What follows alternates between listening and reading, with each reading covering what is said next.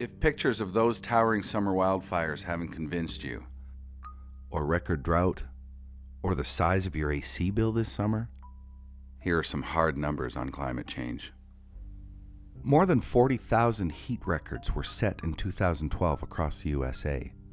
May 2012 was the 327th consecutive month in which the temperature of the entire globe exceeded the 20th century average. Now, what are the odds of that occurring? 1 out of 4? 40? 400? 4,000? Add 95 more zeros.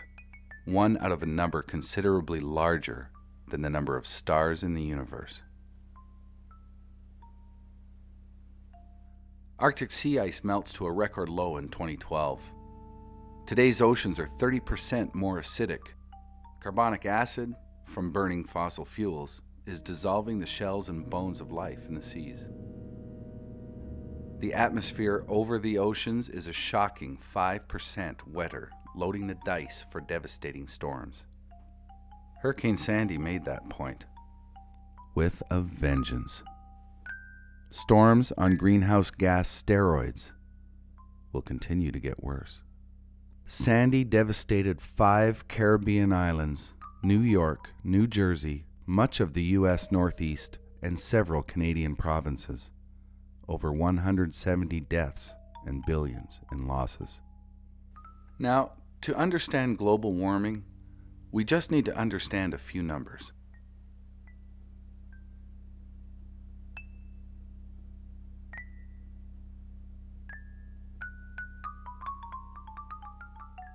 The Copenhagen Climate Conference failed spectacularly. The big emitters, China and the United States, offered few concessions. Amid the chaos, President Obama took the lead in drafting a face-saving Copenhagen Accord that fooled very few. Copenhagen is a crime scene tonight, an angry Greenpeace official declared, with the guilty men and women fleeing to the airport. But the accord did contain one important number: 2 degrees. Copenhagen formally recognized the scientific view that the increase in global temperature should be below 2 degrees Celsius, and everyone agreed that deep cuts in global emissions are required. So far, we've raised the average temperature of the planet just under 0.8 degrees Celsius. But that has caused far more damage than scientists expected. Thomas Lovejoy. If we're seeing what we're seeing today at 0.8 degrees Celsius, 2 degrees is simply too much. Alice Bowes. 2 degrees represents the threshold between dangerous and extremely dangerous climate change. James Hansen. 2 degrees of warming is actually a prescription for long-term disaster. No more than 2 degrees. That is the bottom line.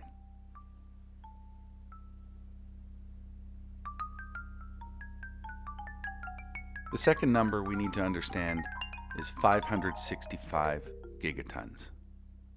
Scientists estimate that we can pour roughly 565 more gigatons of carbon dioxide into the atmosphere and still have a reasonable hope of staying below 2 degrees of warming. However, carbon emissions keep growing by roughly 3% a year. At that rate, we'll blow through our 565 gigaton allowance in only 16 years.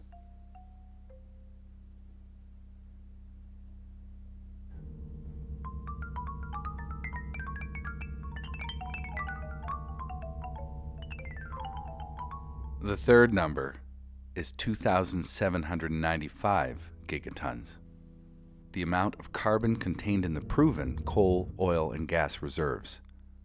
In short, the fossil fuel we're currently planning to burn. This number, 2,795, is obviously higher than 565. It's 5 times higher. We have 5 times more oil, coal, and gas on the books than climate scientists think is safe to burn. We'd have to keep 80% of those reserves locked away underground to avoid climate catastrophe. Now, we can have a healthy fossil fuel balance sheet, or we can have a relatively healthy planet. But now that we know the numbers, we cannot have both. So, can we fix this? We can. How do we go forward?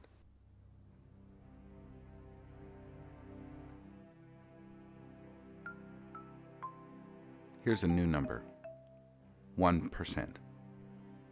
The Cambridge University Global Review, The Economics of Climate Change, said the cost of mitigating global warming is 1% of global GDP.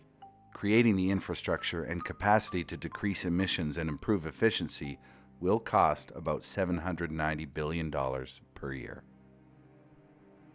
Is that achievable? Well, let's look at spending for fossil fuel developments. North America pipeline plans. Shell expansion in Canada and Qatar. Shell Arctic developments. Investments by major Russian companies. New oil refineries in Nigeria and Alberta. Chevron's development in the North Sea, Congo, and Venezuela. The purchase of reserves, investment, and exploration plans. But that's not all. The International Energy Association and the United Nations say 2008 fossil fuel subsidies were between $500 and $700 billion. In 2012, the Natural Resources Defense Fund says global fossil fuel subsidies are $775 billion. The Climate Vulnerable Forum report, published in September 2012, says annual climate change costs are $1.2 trillion, 1,200 billion, mostly in less developed countries. The International Energy Agency estimates oil importing countries will spend $2 trillion on oil in 2012, and in 2013, and 2014, and 2015. So, let's do the math.